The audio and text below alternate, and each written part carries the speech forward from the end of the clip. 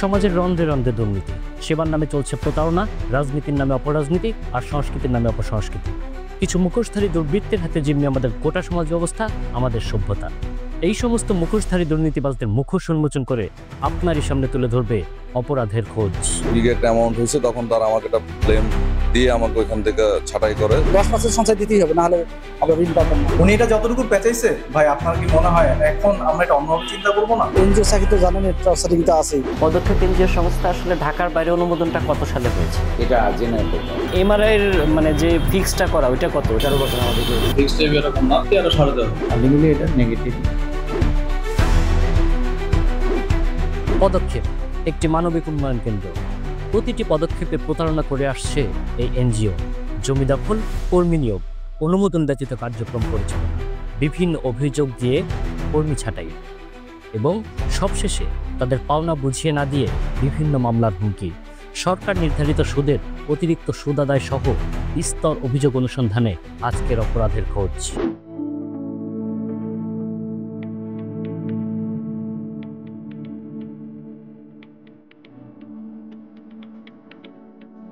আমাদের মাথায় রাখতে হবে, সদস্য তাকে আমি একটা সেবা দেব। সংস্থা যত সম্পৃক্ত হবে, আমাদেরও সমৃদ্ধি সেভাবে হবে। পদক্ষেপ মানবিক উন্নয়ন সংস্থা কাগজে কলমে এর উদ্দেশ্য হচ্ছে দরিদ্র ও সুবিধাবঞ্চিত মানুষের জীবনমান উন্নত করা এবং তাদের অধিকার নিশ্চিত করা। এবার দেখে আসা যাক কতটা মানবিক এই মানবিক উন্নয়ন সংস্থা। প্রায় 13 বছর চাকরি করি আমি পদক্ষেপ মানবিক উন্নয়ন কেন্দ্রে। এস.এম. নিয়াজ মোর্শেদ 2009 সালে ফিল্ড অফিসার পদে নিয়োগ পান পদক্ষেপ নামের এই প্রতিষ্ঠানে। নিজের কর্মদক্ষতা ও নিষ্ঠা দিয়ে কাজ করেছেন দীর্ঘ 13 বছর। পেয়েছিলেন পদোন্নতি। শেষ কর্মস্থলে এরিয়া ম্যানেজারের পদে কাজ করেছেন গাজীপুরের শ্রীপুর। ফিল্ড অফিসার হিসেবে যোগদান করছি 2009 সালে। লাস্ট কর্মস্থান ছিল গাজীপুর জেলার শ্রীপুর উপজেলায়। আমি সিনিয়র ব্যবস্থাপক এরিয়া ম্যানেজার হিসেবে ওখানে দায়িত্ব পালন করেছি। শেষ পর্যন্ত আর্থিক অনিয়মের অভিযোগ দিয়ে তাকেও করা হয় চাকরিচ্যুত। দীর্ঘদিন এই প্রতিষ্ঠানে চাকরি করলে মোটামুটি বড় অঙ্কের টাকা জমে কর্মীদের। এ টাকা না দেবার জন্যই বিভিন্ন অভিযোগ দিয়ে বহিষ্কার করা হয় কর্মীদের। ঢোকার আগে আমি পদক্ষেপ সম্বন্ধে অনেক পজিটিভ দিকগুলো শুনছি, যে যারা ছিল আর কি কর্মী হিসেবে, তারা আমাকে আসলে বললো যে এরকম 10 বছর বা 12 বছর চাকরি করলে ভালো একটা অ্যামাউন্ট পাওয়া যায়, যেমন সরকারি চাকরিগুলোতে যেরকম হয় আর কি, প্রভিডেন্ট ফান্ডের মতো। তো আমার এখানেও আমাদের যে টাকাটা জমা, এটার এগেইনস্টে প্রতিষ্ঠান থেকে একটা অ্যামাউন্ট দেয়। তো সেটা আমি চিন্তা ভাবনা করে আমি পদক্ষেপ চাকরি করি এবং বিগ একটা অ্যামাউন্ট হয়েছে, তখন তারা আমাকে একটা ব্লেম দিয়ে আমাকে ওইখান থেকে ছাঁটাই করে। 10 বছর 12 বছর ওভার হয়ে যায়, তাদেরকে যে কোনো একটা ব্লেম বা ক্লেম দিয়ে তারা একটা পরিকল্পনা করে স্টাফ ছাঁটাই করে আসলে টাকাগুলো যাতে না দেওয়া লাগে প্রতিষ্ঠানে। নিয়াজ মোর্শেদের বিরুদ্ধে অভিযোগ আনার পর এ অফিস ও অফিসে ক্লোজ করে বিনা বেতনে ঘোরানো হয় আরো 2 মাস। আদা বরে ছিল হেড অফিস। এখানে আমি প্রায় 1.5 মাসের মতো আমি আপ ডাউন করলাম। আমি রামপুরা থেকে আমার বাসা থেকে আসতাম যাইতাম। তারপর হচ্ছে ওনাদেরকে আমি বললাম যে স্যার আমার এখান থেকে আসা যাওয়া আমার একটা কস্টিং এর ব্যাপার, আমার স্যালারিটা দিলে মনে ভালো হয়। ওনারা আমাকে কোনো ধরনের স্যালারি দেয় না। শেষ পর্যন্ত তাকে কারণ দর্শানোর নোটিশ দেওয়া হয়, যার উত্তরে পরিষ্কারভাবে দেখা যায় 2023-এ গাজীপুরে পদক্ষেপ সমবায় সমিতির অনুমোদনই ছিল না। সারা বাংলাদেশে পদক্ষেপের পিএসএসএল একটা কর্মসূচি আছে, পদক্ষেপ শ্রমজীবী সমবায় সমিতি লিমিটেড। আমি যখন ভুক্তভোগী হয়েছি তখন আমি খোঁজ নিয়ে জানতে পারলাম যে এটা শুধু ঢাকা জেলায় ওনাদের অনুমোদন নেওয়া আছে, আদারওয়াইজ অন্য কোথাও নেই। আমাকে একটা কারণ দর্শানোর নোটিশ দেওয়া হইলে আমি তখন এখানে উল্লেখ করি রাজবাংলা ব্যাংকের একটা অ্যাকাউন্টে ওইখানে টাকাগুলো সব জমা হয়। এই অ্যাকাউন্টে কোনো হিসাব কিতাব কোনো ব্রাঞ্চে ছিল না, কয় টাকা জমা হয়েছে, কয় টাকা ব্যালেন্স আছে, কোনো ধরনের হিসাব কিতাব ওইখানে ছিল না। এটা হেড অফিস মেনটেন করতে, এইভাবে কার্যক্রম চালায় গেছে। এটা আরো স্পষ্ট হয় এ বিষয়ে যখন প্রশ্ন করা হয় প্রতিষ্ঠানটির সহকারী পরিচালক আহাদ লিওনকে। লিগ্যাল প্রসেস ছাড়া ভাই একটা প্রসেস আছে, এটা হচ্ছে আপনার মোটর বাইকের মতো। আপনি ড্রাইভিং লাইসেন্স ইস্যু হওয়ার আগে আপনাকে একটা ইয়ে লাইসেন্স। যথাযথ কর্তৃপক্ষও সুস্পষ্টভাবে বলতে পারলেন না অনুমোদনের বিষয়ে। পদক্ষেপ এনজিও সংস্থা আসলে ঢাকার বাইরে অনুমোদনটা কত সালে হয়েছে? এটা জেনে বলতে হবে। এদিকে আর্থিক অনিয়মের বিষয়ে তদন্ত করে সিআইডি এবং প্রতিষ্ঠানের একটি টিম। তদন্ত শেষে সিআইডি এবং প্রতিষ্ঠানের তদন্তকারী দল জানায় আর্থিক অনিয়মের সাথে সরাসরি সম্পৃক্ত নয় নিয়াজ মোর্শেদ। সেই অভিযোগের পরিপ্রেক্ষিতে আমাকে সিআইডি অফিসে ডাকা হয়। আমি 2-2 বার এখানে যাই। যাওয়ার পরে ওনারা আসলে আমার সংশ্লিষ্টতা পায় না এখানে। এই ব্যাপারে হচ্ছে আমাদের হেড অফিস আমাকে ক্লিনশিট দিছে যে আমার সংশ্লিষ্ট না থাকার কারণে আমি নির্দোষ প্রমাণিত হই। নিয়াজ মোর্শেদের এখন অফিসের কাছে পাওনা 13,72,000 টাকা। চাকরি করছে এত বছর, আসলে এই টাকাটা পায় কিছু করার জন্য আমি চাকরি করছি। তবে অফিস বলছে তিনি আরো কম টাকা পাবেন, কিন্তু সেটা কত? আপনাদের যে হিসাবটা ওই হিসাবটা ওইটা ভাই 5 লাখের মতনই ওইটা। পদক্ষেপ থেকে জানানো হয়েছে তার নিজস্ব জমার টাকা তাকে দেওয়া হবে, কিন্তু প্রতিষ্ঠানের পক্ষ থেকে তাকে কোনো টাকাই দেওয়া হবে না। কত কি পান আপনার আমি দেওয়ার একটা ব্যবস্থা করে দিব। আমি কিন্তু আপনাকে সেটা বলছি যে আপনি যাতে টাকাটা পান বোর্ড কন্ট্রিবিউশন, আমি ওইভাবেই কথা বলবো, সেটা আপনি চিন্তা করেন না। কিন্তু আসলে কোম্পানি অনেকভাবে চিন্তা করে, যদি আমি ধরি যে ধরেন আপনি এটার সাথে ডিরেক্টলি জড়িত ছিলেন না, কিন্তু ইনডাইরেক্টলি তো আপনার সুপারভিশনের অভাবের কারণেই বিষয়গুলো হয়েছে। 2 বছর অতিবাহিত হলেও কোনো টাকাই পরিশোধ করেনি ভুক্তভোগী এস এম নিয়াজ মোর্শেদকে। তারপরও প্রতিনিয়ত রয়েছে হুমকি। উনি কি লেভেলের একটা লোক, ওনার এতগুলা প্রবলেম নিয়ে উনি আপনাদের কাছে এটা কমপ্লেন করছে, এটা আমার খুব অবাক লাগতেছে। উনি এটা যতটুকু পেঁচাইছে, ভাই আপনার কি মনে হয় এখন আমরা এটা অন্যভাবে চিন্তা করবো না? চাকরি করার সময় আমাদের চেক জমা নেওয়া হয়, ব্ল্যাঙ্ক চেক, যেটা 3টা চেক জমা নেওয়া হয়। ওই চেকের ভয় দেখিয়ে আমাকে বলে যে আপনাকে চেকের মামলা দেওয়া হবে, আপনি ছাড়পত্র পাবেন না, আপনাকে কিভাবে আপনি বাংলাদেশে টিকে থাকেন সেটা আমরা দেখবো। এমন আরো অনেক ভুক্তভোগী আসতে থাকে অপরাধের খোঁজ টিমের কাছে।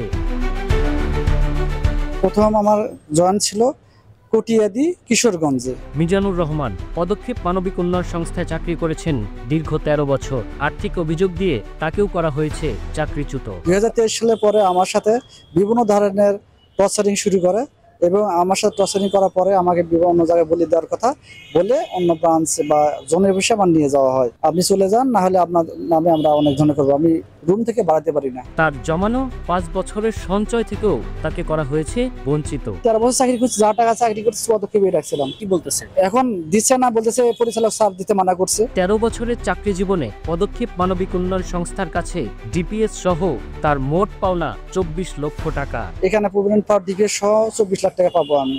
এ না দেওয়ার কারণে এটা তাদের কৌশল। আর আমলিক থেকে, যেহেতু আমলিক ছিল, এই আমলিক থাকার কারণে আমি আরো কথা বলতে পারি না। বিভিন্ন ধরনের হুমকি দিত, বাসায় হুমকি দিত। আমি যে ব্রাঞ্চে চাকরি করতাম, এই ব্রাঞ্চে আমি রুম থেকে বাড়াতে পারতাম না। বিভিন্ন হুমকি, শারীরিক ও মানসিক অত্যাচারও করা হয়েছে তাদের সাথে, এমনকি দেওয়া হয়নি ছাড়পত্রও। পরিষ্কার করা ছিল না, আমাকে বলতেছে আপনার বদলি হবেন, আপনি জন অফিসে যান, আপনি বদলির জন্য আমরা ব্যবস্থা করতেছি, এই কথা বলছি। পদক্ষেপ আমার যে এরকম অন্যায় করবো আমি কল্পনাই করতে পারিনি। চাকরিরত সকল কর্মীদের কাছ থেকে রাখা হয় ফাঁকা চেক, তাদের কথা না শুনলে দেওয়া হয় মামলা। বাদ যাননি এ ভুক্তভোগীও। বাধ্যতা করবার চেক জমা নেয়, আমার 3 পাতা চেক জমা নিছে এবং অন্য ব্যাংকের একটা চেক পাতা নিছে, মানে কৃষি ব্যাংকের চেক পাতা জমা নিছে। এই চেকের পাতা জমা নিয়ে তারা অন্যায়ভাবে আমার নামে মামলা করছে। এখন চেকের জন্য মামলা করছে, আমার নামে 30 লাখ টাকা চেকের জন্য মামলা করছে। পদক্ষেপ মানবিক উন্নয়ন কেন্দ্রের নিজস্ব তদন্ত প্রতিবেদনে দেখা যায় আর্থিক অনিয়মের সাথে ব্রাঞ্চ ম্যানেজার মিজানুর রহমান এবং এরিয়া ম্যানেজার নিয়াজ মোর্শেদ সরাসরি যুক্ত নয়। সেখানে দেখা যায় ঘটনার সাথে দায়িত্বপ্রাপ্ত সুপারভাইজার বিএম মিজানুর রহমান প্রত্যক্ষ সংশ্লিষ্টতা না থাকলেও তার দুর্বল ব্যবস্থাপনা, জবাবদিহিতা, ক্যাশ আদায় ও ঋণ বিতরণের ক্ষেত্রে তার দায়িত্ব পালনে উদাসীনতার জন্য সহকারী ব্রাঞ্চ ম্যানেজার অনিয়ম করতে সম্ভবপর হয়েছে।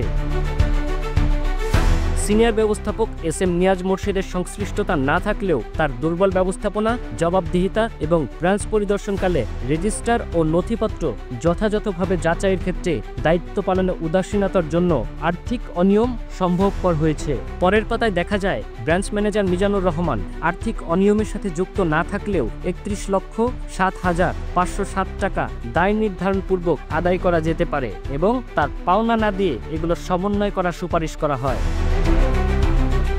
কোনো তদন্ত রিপোর্টে তাদেরকে দোষী সাব্যস্ত করতে না পেরে ভিন্নধর্মী প্রতারণার কৌশল অবলম্বন করে পদক্ষেপ নামের এই অমানবিক প্রতিষ্ঠান। হেড অফিস থেকে বিভিন্ন স্যার বলছে আপনার টাকাটা একটু কদিন পরে দেওয়া হবে, বিভিন্ন আমার সাথে টর্চারিং করে। প্রতিষ্ঠানের তদন্ত রিপোর্টে যেহেতু আর্থিক অনিয়মের সাথে জড়িত 9 মর্মে রিপোর্ট দাখিল করে, তারপরও কেন চেক ডিজনার করিয়ে মামলা দেওয়া হয়েছে এবং ফাঁকা চেক রাখার আসলেই কোনো নিয়ম আছে জানতে চাই এমআর এর নির্বাহী পরিচালকের কাছে। তারা সবাই ব্ল্যাঙ্ক চেক নিয়ে থাকে।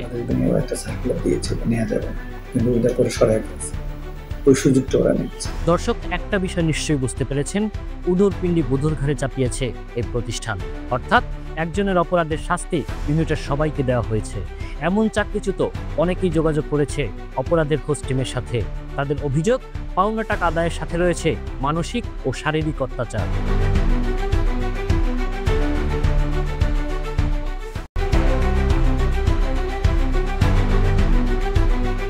দর্শক, এনজিও প্রতিষ্ঠানগুলো গ্রাহকের কাছ থেকে কত শতাংশ সুদ নিচ্ছে সে সম্পর্কে ওয়াকিবহাল নয় কোনো গ্রাহক। অবশ্যই গ্রাহকের অগোচরে অতিরিক্ত সুদ আদায় প্রতারণার শামিল। নিয়ন্ত্রক সংস্থা এমআরএ থেকে নির্ধারিত সর্বোচ্চ কত শতাংশ সুদ দিতে পারবে এনজিও সংস্থা পদক্ষেপ সে বিষয়ে জানেন না ব্রাঞ্চ ম্যানেজার এবং এরিয়া ম্যানেজার। এমআরআই এর মানে যে ফিক্সটা করা ওইটা কত, ওটার রেটটা কত? আপনাদের 13%। এটা কি মানে পরিবহন পরিচালন ব্যয় সহ 13% না সব সহ 13%? এখানে এমআরআই নির্দেশনা অনুযায়ী আসলে ফিক্সড টাইপ এরকম না, 13.5। কাগজে কলমে 13 থেকে 24% সুদ নেবার কথা বললেও গ্রাহকদের জিম্মি করে অতিরিক্ত সুদ আদায় করছে পদক্ষেপ নামের এই প্রতিষ্ঠান। 9% আছে, 10% আছে। মানে আপনার ম্যাক্সিমাম রেটটা হচ্ছে 13, তাই তো? আপনি কনফার্ম? 28 অক্টোবর 2024 তারিখে দৈনিক বণিক বার্তার এ বিষয়ে প্রতিবেদন প্রকাশিত হয়। সেখানে দেখা যায় বাংলাদেশের অধিকাংশ এনজিও সংস্থা কাগজে কলমে 13 থেকে 24% সুদ নেবার কথা থাকলেও বিভিন্ন ফি বাবদ অতিরিক্ত সুদ আদায় করছে অধিকাংশ প্রতিষ্ঠান। ক্ষুদ্র ঋণ প্রতিষ্ঠানগুলো থেকে সর্বোচ্চ সুদে ঋণ নিতে গিয়ে প্রান্তিক জনগোষ্ঠী আরও বেশি বৈষম্যের মুখে পড়ছেন। হঠাৎ করে ঋণ জন্য যায় তখন বলে যে 10%, সে দেখা যায় দাঁত দূর করে আনে আবার এখান থেকে দিয়ে আলটিমেটলি এটা নেগেটিভ, কারণ সে এখান থেকে 5-6% দিচ্ছে 24%। এই যে 18% তার এখানে যে এটা ডিফারেন্সটা। আসলে কত শতাংশ সুদ আদায় করছে পদক্ষেপ নামের এই মানবিক উন্নয়ন কেন্দ্র সে বিষয়ে একটু খোঁজ খবর করে দেখা যাক। বলতেছে 12% বা 13% লাভ দিবে। এখানে গ্রাহক লাভ দেয় মিনিমাম 40% লাভ নিয়ে নেয়। গ্রাহককে জানানো হয়েছে 10% সুদ আদায় করছে প্রতিষ্ঠান। এর অতিরিক্ত সুদ আদায়ের বিষয়ে কতটা অবগত সমিতির সদস্যরা, এবারে সেটাই জানতে চাই। ওরা কি আপনাকে বলেছে যে আপনার কত শতাংশ লাভ দিতে হবে? আপনার 10%। এটা ডিবেট বাধ্যতামূলক করায়, মানে যেহেতু সঞ্চয় করার জন্য করায়, একবারে জিম্মি করে আপনার 10% সঞ্চয় দিতেই হবে, নাহলে আপনার ঋণ পাবেন না। এদিকে ঋণ প্রসেসিং এর সময় অতিরিক্ত সুদের টাকা ঠিকই নিয়ে নিচ্ছে পদক্ষেপ নামের এই মানবিক উন্নয়ন কেন্দ্র। এই প্রতিষ্ঠানের অর্থ আদায়ের খাতগুলো জানতে চাই সমিতির সদস্যদের কাছে। বইয়ের জন্য আপনি টোটালে রাখছে 1650 টাকা জমা, আর এমনি 18,000 টাকা রাখছে, ওটা তো আমার বই থাকে, ওটা তো সঞ্চয়। আর এমনি যখন আমি টাকা উঠে দিয়েছি তখন আর কি 1650 টাকা রাখছি।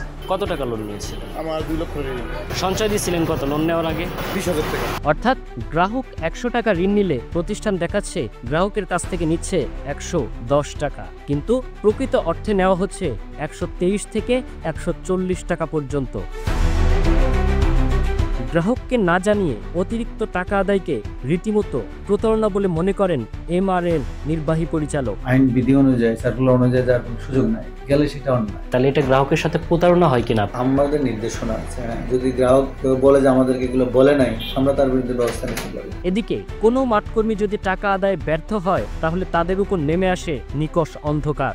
শারীরিক এবং মানসিকভাবে টর্চার করা হয় কর্মীদের। এনজিও চাকরি তো জানেন, টর্চারিং তো আছে। ব্যক্তিগতভাবে মোটরসাইকেল করে না, আমার রাখতে রাখছে। প্রতিষ্ঠানগুলো 24% সুদ গ্রহণ করলেও গ্রাহকের সঞ্চয়ের বিপরীতে মাত্র 6% সুদ নির্ণয় করা হয়েছে। অধিকাংশ ক্ষেত্রে এর পরিমাণ 1.72% বা তারও কম। সঞ্চয়ী আমানতের ক্ষেত্রে পদক্ষেপের বইতে উল্লেখ রয়েছে 6 থেকে 13% সুদ প্রদানের কথা, কিন্তু রিপোর্ট বলছে ভিন্ন কথা। বণিক বার্তার প্রতিবেদন দেখা যায় গত অর্থ বছরে 4.09 হারে সুদ পরিশোধ করেছে ব্র্যাক। দ্বিতীয় সর্বোচ্চ 3.63% হারে সুদ পরিশোধ করেছে উদ্দীপন। বাকি প্রতিষ্ঠানগুলো সঞ্চয়ের বিপরীতে 1.72% হারে সুদ দিয়েছে এনজিও প্রতিষ্ঠানগুলো। ক্ষুদ্র ঋণের সুদের হার কমানোর জন্য একটি কমিটি গঠন করা হয়েছিল, কিন্তু প্রতিষ্ঠানগুলো বিরোধিতার কারণে সেটি সম্ভব হয়নি। ক্ষুদ্র ঋণ প্রতিষ্ঠানগুলোর দাবি হচ্ছে তাদের পরিচালন ব্যয় 17 থেকে 20%। এ থেকে তাদের পক্ষে 24% কম সুদে ঋণ বিতরণ সম্ভব নয়। প্রান্তিক জনগোষ্ঠীর পকেট কেটে পরিচালন ব্যয় বহন করে থাকে এই প্রতিষ্ঠানগুলো। দর্শক, মানবিক উন্নয়ন সংস্থার অমানবিক কার্যক্রম একের পর এক ফিরিস্তি আসতে থাকে অপরাধের খোঁজ টিমের কাছে। দেখতে থাকুন, ফিরে আসছি একটা বিজ্ঞাপন বিরতির পর।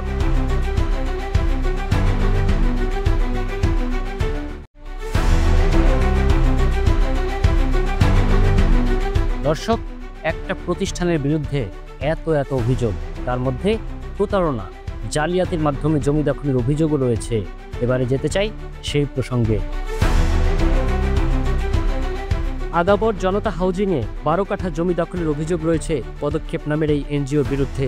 1990 সালের লেআউট প্ল্যানে দেখা যায় এই 12 কাঠা জমি জনতা হাউজিং সোসাইটির পার্কের জন্য বরাদ্দ রাখা হয়েছে, কিন্তু পতিত আওয়ামী লীগ সরকারের কিছু নেতার সহযোগিতায় প্যাডের লিখিত অনুমোদনের জোরে দখল করে এই জমি। সে এখানে জালিয়াতি করে এই প্যাডের মাধ্যমে এই জায়গাটা বিক্রি করে পদক্ষেপের কাছে, আর পদক্ষেপ এখন এটা দখলে আছে। একটা প্যাডের মধ্যে 12 কাঠা জায়গা কেমনে হস্তান্তর হয়ে যায়? সে প্যাডের কাগজ জালিয়াতি করে দখল করেছে বলে অভিযোগ করেন বর্তমান সোসাইটির নেতৃবৃন্দ। চেয়ারম্যান সাহেবের এই ভুয়া অঙ্গীকার নামা দিয়া সে পরবর্তীতে পদক্ষেপের ইনভেস্টমেন্টে পদক্ষেপ কর্তৃক বিশাল একটা ইনভেস্টমেন্টের মাধ্যমে এগুলো পরবর্তীতে সমবায় অধিদপ্তর বা অন্যান্য যে সমস্ত সংস্থা ছিল এদের মাধ্যমে এই পার্কটাকে সে নিয়ে নেয়। কিন্তু যে কাগজের জোরে জমিটি দখল করা হয়েছিল তার সাবেক সভাপতিও সই করেননি বলেও অভিযোগ রয়েছে। এই জায়গাটা দখল করার জন্য চেয়ারম্যানকে বহু লিখিত দিতে চায়, সে সমস্ত কিছু জাল, চেয়ারম্যানের সইও জাল, কিন্তু জাল সবকিছু জাল করে এই কোর্টে যে মামলা করে যে চেয়ারম্যান আমাকে দিয়েছে, এই জন্য আমি এটা দখলে নিয়ে আমি এটা বিক্রি করব। অপরাধের খোঁজ টিমের উপস্থিতি টের পেয়ে এই জমিতে বহুতল ভবন নির্মাণ করার জন্য মরিয়া হয়ে উঠেছে পদক্ষেপ নামের এই এনজিও। ইদানিং শুনতেছি যে তারা এই ডিআইটি থেকে প্রায় পারমিশন পাওয়ার পথে প্রচুর টাকা নাকি ঢালছে, এরকম শুনতেছি। এতে এলাকার লোকজন খুব উত্তেজিত হয়ে পার্কটা যেন পার্কিং থাকে। ডিআইটির কাছে আমাদের অনুরোধ থাকবে ওনাদের কোনোভাবেই এই পার্কটাকে তারা ওই আপনার বাসস্থান করার জন্য প্ল্যান না দিয়ে দেয়। অথচ 5ই আগস্ট আওয়ামী লীগ সরকার পতনের পর এই সোসাইটির লোকজনই তাদের এই স্থাপনা পাহারা দিয়ে রেখেছে। সে সময়কার কিছু ফুটেজ এসেছে অপরাধের খোঁজ টিমের কাছে। জুলাই অভ্যুত্থানে সরাসরি জড়িত থাকার অভিযোগে এ প্রতিষ্ঠানের একাধিক কর্মকর্তার বিরুদ্ধে রয়েছে শাহবাগ থানায় হত্যা মামলা। আগস্টের কথা বলেন, তাহলে তো এরকম এনজিওর অনেক লোকের মামলা আছে, এবং এটা তো প্রথমত নিউজে হয়েছে যে এটা ভুয়া মামলা, এক মানে পার্টিকুলার ওই মামলাটা নিয়ে। আনুষ্ঠানিক বক্তব্যের জন্য একাধিকবার যোগাযোগ করা হলেও প্রতিষ্ঠানের পক্ষ থেকে কথা বলতে রাজি হননি কোনো কর্মকর্তা। এদিকে হাউজিং সোসাইটি লিমিটেডের রাজুক অনুমোদিত লেআউট পার্কের স্থানে কোনো স্থাপনা নির্মাণ কাজের অনুমোদন না দেবার অনুরোধ করে রাজধানী উন্নয়ন কর্তৃপক্ষের চেয়ারম্যান বরাবর একটি আবেদন দাখিল করে। অনুরূপ আরও একটি অভিযোগ দাখিল করা হয় উত্তর সিটি কর্পোরেশনে। পার্কের এই জায়গায় নিজস্ব প্রিন্টিং প্রেস স্থাপন করে ব্যবসা করে আসছে পদক্ষেপ নামের এই প্রতিষ্ঠান। এবারে কথা বলতে চাই যথাযথ কর্তৃপক্ষের সাথে, মানে যে সকল অধিদপ্তর এই সংস্থাগুলো নিয়ন্ত্রণ করেন, কিন্তু কেউ ক্যামেরার সামনে কথা বলতে রাজি নয়। এনজিও প্রতিষ্ঠানগুলোর কার্যক্রম বিভিন্ন অধিদপ্তরে ভাগ হবার কারণে সমন্বয়হীনতা দেখা দেয়। তাই এই প্রতিষ্ঠানগুলোর কার্যক্রম যে কোনো এক অফিস থেকে মনিটরিং করার সুযোগ হলে অনিয়ম অনেকটাই কমে আসতো বলে মনে করেন এনজিও ব্যুরোর প্রশাসনিক কর্মকর্তা রইসুর রহমান। যেটা হচ্ছে এনজিও ক্যাটাগরি কিন্তু দুই ধরনের, কয়েক ধরনের আছে। তার মধ্যে ধরো সমাজসেবা নিবন্ধিত এনজিও আছে, জয়নেষ্ট কোম্পানি নিবন্ধিত আছে। আমি যদি অ্যাভারেজ যদি ধরি তাহলে দুই ক্যাটাগরি এনজিও ধরতে পারি, সমাজসেবা নিবন্ধিত এনজিও আর হচ্ছে জয়নেষ্ট কোম্পানি থেকে নিবন্ধিত।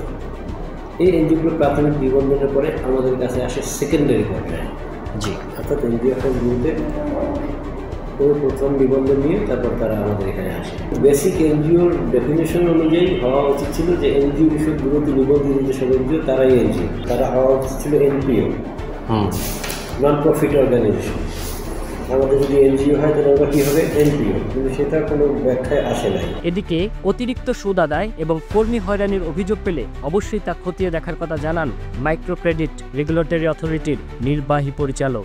অভিযোগ দিলে হবে, আমাদের একটা মেইল দেখ বা একটা চিঠি দেখ, যাই দেখ, আমাদের ওয়েবসাইটে আমাদের একজুরি স্যার বরাবর, অথবা ফিজিক্যালি এসে দিতে, হ্যাঁ ফিজিক্যালি দিতে পারো, সে মেইলে দিতে পারো। গুরুত্ব দিয়ে আমরা সেটা সমাধান না হওয়া পর্যন্ত আমরা লেগে থাকি। আমাদের 24-এর বেশি যাওয়ার আমাদের আইন বিধি অনুযায়ী, সার্কুলার অনুযায়ী যাওয়ার কোনো সুযোগ নাই, গেলে সেটা অন্যায়। ব্রিসিং এবং ব্রিসিং হলে আমরা সেখানে ব্যবস্থা নেই। সিদ্দিক সাহেবের টাকা কোন কোন দেশে যায় তা আপনি আমার কাছ থেকে শোনেন। আমি আপনাকে সব ডকুমেন্ট দিয়ে দিচ্ছি। দর্শক, পদক্ষেপ মানবিক উন্নয়ন সংস্থার অমানবিক কার্যক্রম একটি পর্বে দেখানো সম্ভব নয়। পরের পর্বে আমরা দেখাবো এই প্রতিষ্ঠানের আদি ও বর্তমানের পার্থক্য এবং এদের ফান্ডের টাকাই বা কোথায় যায়। আজ বিদায় নিচ্ছি, তবে বিদায় নেবার আগে আপনার অনুসন্ধানী মনের পর্দা খোলা রাখুন। অন্যায়ের সাথে আপোষ নয়, প্রতিবাদ করুন। খোদা হাফেজ।